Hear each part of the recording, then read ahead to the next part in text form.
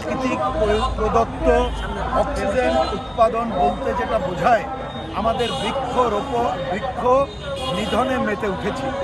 আমাদের যে উদ্যানগুলো ছিল সেই উদ্যানে গাছ কাটা শুধু হচ্ছে না, সেখানে স্থাপনা নির্মাণের নামে আমরা যে ধ্বংসযজ্ঞে মেতে উঠেছি, তাতে প্রাকৃতিক অক্সিজেন উৎপাদন বন্ধ হয়ে যাচ্ছে, তাতে আমাদের জীবনধারণ কঠিন হচ্ছে।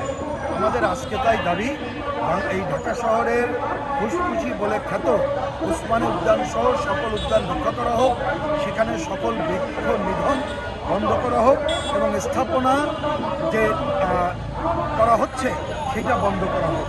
আমি মডেল হিসাবে একটা বলি, 90 দশকে ওসমানী উদ্যানে বড় ভবন নির্মাণের করার কথা ছিল, আমরা আন্দোলন করে এটা বন্ধ করেছিলাম, কিন্তু ওসমানী উদ্যান এখনও রক্ষা করা যায়নি।